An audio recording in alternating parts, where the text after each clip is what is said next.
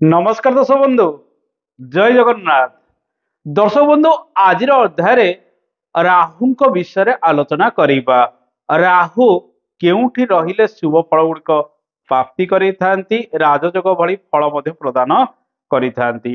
राहु को नहीं भिन्न भिन्न कथा रही। राहु केतु सर्वदा 180 डिग्री रे गति करती। सेमानकर गति जदि देखिबा घंटा घंटा दिगरे बा क्लॉक वाइज से गति करती एवं सर्वदा वक्री से गति करती, जेहेतु से छाया ग्रह अटंती। और राहुंकर निजस्व घर नाही, किंतु बुधंक राशि रे से उच्चस्थ होता है। कहीं कहीं कहती मिथुन राशि रे उच्च, आउ कहीं कहीं कहती वृष राशि रे उच्च। से भली राहु मध्य कन्या राशि रे भल शुभ फल गुड़िक प्रदान करिथाए एवं राहु कुंभ राशि रे मूल त्रिकोणी होता है। से भली केतु धनु राशि बिछा राशि रे उच्च फल गुड़िक प्रदान करुथिला बेले सिंह राशि रे केतु मूल त्रिकोणी होता है। दर्शक बंधु राहु आपण जीवन में सुख भरी थाए, आपण को बहुत उच्च पद पदवी प्रदान करिथाए। राहु राजनीति क्षेत्र में सफलता देता है, तर्क वितर्क क्षेत्र में आपण को सफलता प्राप्ति कराई थाए। टेक्निकल क्षेत्र, सिनेमा क्षेत्र, मीडिया क्षेत्र में राहु बहुत सफलता आपण जीवन में प्रदान करिथाए। राहु कूटनीति ठारू आरंभ करी विदेश गस्त इत्यादि क्षेत्र में भल शुभ फल प्रदान करिथाए। राहु केतु को नहीं किसी अशुभ जोग दर्शक बंधु रही। जदि राहु केतु मध्य लग्न सहित समस्त ग्रह रही जाती ताकू आम काल सर्प जोग कही। राहु क्लॉक वाइज बुली थाए, तेणु राहुंकर सम्मुख राशि क्लॉक वाइज रे केतु पर्यंत यदि समस्त ग्रह रुहती ताकू आम काल सर्प जोग कही। लग्न मध्य तारी भितरे थिबो। काल सर्प जोग जदि जन्म जातक रही है, व्यक्ति जीवन में अनेक क्षेत्र में संघर्ष करिथाए, मान सम्मान मध्य हानि होता है।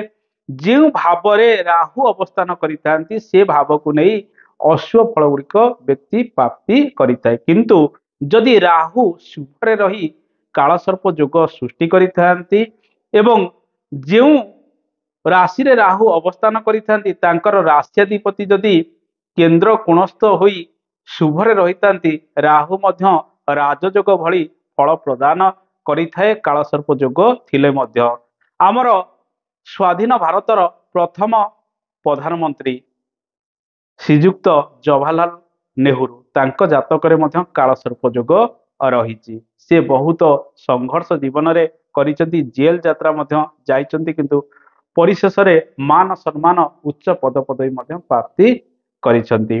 दर्शक बंधु राहु केतुंकर ये स्थिति जन्म जातक आम जो देखा से राहु जो राशि रे अवस्थान करिसेंती से राशि अधिपति शुभरे अछंती कि नाही।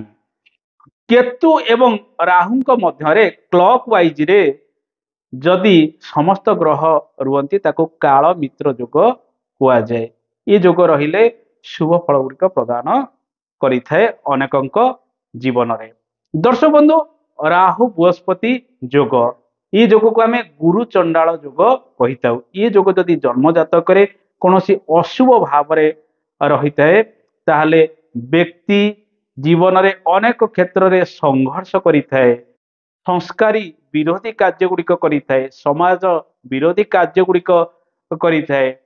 तार अर्थ अनेक क्षेत्र में व्यय होता है, अपमान मध्य पाई थाए, निंदा मध्य पाई थाए, कूल विरोधी कार्य गुड़िक करिवार संभावना रही है, धर्म हानि हुए, परंपरा विरोधी कार्य मध्य करिथाए जदि अशुभरे रही है। किंतु किछि किछि जन्म जातक देखा जाइछि, उदाहरण स्वरूप आपणकर लग्न धरंतु धनु लग्न अटे।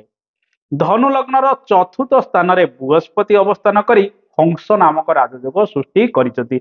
सेटारे मध्य राहु रहिसेंती। एटारे बृहस्पति हंस नामक राजयोग सृष्टि करुथिला बेले राहुंक सहित बृहस्पतिंकर जोग एठारे गुरु चंडाल जोग मध्य सृष्टि करिछि। किंतु ये व्यक्ति जीवन में मान सम्मान प्राप्ति करिछि, घर बाड़ी गाड़ी घोड़ा सबु करी जीवन में सफल होइछि जनप्रिय होइछि कारण राहु एठारे राजयोग भली फल प्रदान करुछि। बृहस्पति तो राजयोग रही हंस नामक राजयोग एठारे मध्य राहु बृहस्पति फल को वृद्धि करुछि तांको स्वगृह रे अवस्थान करी। तेणु जन्म जातक राहु जदि केंद्र कोण स्थान रे अवस्थान करिथांती एवं तांकर राश्याधिपति जदि राहु को दृष्टि दियंती किंबा स्वगृह रे राहु सहित जोग होई रहितांती केंद्र कोण स्थान रे ताहले जीवन रे राजयोग भली अनेक शुभ फल गोटे व्यक्ति प्राप्ति करिथे। साधारणतः राहु सबुबले बक्री गति करिଥାଏ। राहु तृतीय भाव षष्ठ भाव एवं एकादश भाव रे रहिले अधिक शुभ फल गुड़िक प्राप्ति कराइथांती।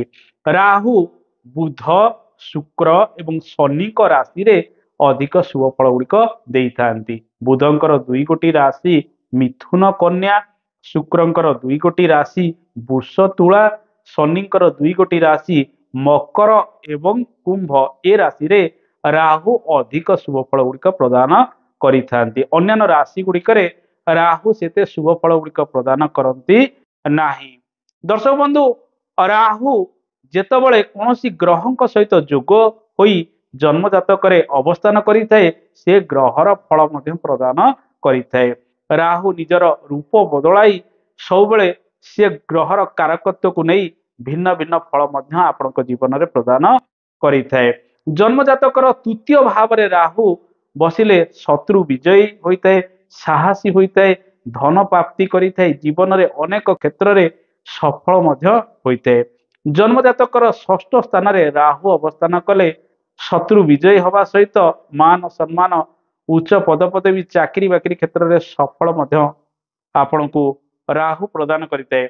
राहु षष्ठ रे बसिले केतु मध्य द्वादश रे अवस्थान करिथांती। द्वादश रे केतु मोक्ष प्राप्ति कराइथाए। तेणु षष्ठस्थ राहु द्वादशस्थ केतु जीवन में अनेक सुख मध्य प्रदान करिथाए। एकादश स्थान रे राहु अवस्थान कले आर्थिक क्षेत्र में अनेक उन्नति आसे। आकस्मिक भाव रोजगार मध्य गोटे व्यक्ति जीवन में अधिक प्राप्ति करिथाए। स्वास्थ्य क्षेत्र में उन्नति लाभ होइथाए, रोजगार बढ़िथाए, राजनीति इत्यादि क्षेत्र में मध्य सफल मध्य से व्यक्ति होइथाए। किंतु अन्यान्य पाप ग्रहंक सहित जोग होई जदि राहु रहिथाए ताहले ये व्यक्ति लांच नहीं थाए एवं विभिन्न कुमार्ग रे मध्य धन बा आय प्राप्ति से करिथाए। दर्शक बंधु राहु आपनक जीवन रे उच्च पद पदवी देइथाए। राहु केंद्र कोणस्थ एवं लाभ स्थान रे रही जदि शुभ ग्रहंकर प्रभाव रे रहिथाए एवं बलवान रहिथाए विशेष करी बुधंक राशि रे शुक्रंक राशि रे शनिंक राशि रे ताहले राहु आपनक जीवन रे बड़ बड़ पदवी दबा सहित उच्च आसन मध्य प्रदान करिथाए। जो माने राजनीति रे रहिचंती राहु सेमानकु अनेक सुजोग जीवन रे प्रदान करिथाए। राहु ड्रग्स केमिकल इत्यादि क्षेत्र में सफलता देइथाए। ज्योतिष विद्या क्षेत्र में मध्य राहु आपनको सफलता देइथाए। तर्क वितर्क डिबेट इत्यादि क्षेत्र में राहु मध्य आपनको सफलता प्रदान करिथाए। तेणु जन्म जातक राहु ग्रहटी जदि बलवान रहिथाए ताहले व्यक्ति जीवन में अनेक क्षेत्र में सफल मध्य होइथाए। किंतु जदि जन्म जातक राहु नवम भाव नवमाधिपति सहित जोग होई रहिथांती एवं बृहस्पति अशुभ ग्रह युक्त राहु युक्त होई रहिथांती ताहले एठारे से व्यक्ति नास्तिक स्वभाव होइथाए। अर्थात नवम भाव नवमाधिपति राहुंक द्वारा जोग किंबा पीड़ित एवं बृहस्पति जदि पाप ग्रह राहु इत्यादि द्वारा पीड़ित होई रहिथांती ताहले से व्यक्ति नास्तिक होइथाए किंतु कर्मवादी होइथाए। कर्म रे अधिक विश्वास रखिथाए। देव पूजा बेसी करि नथाए।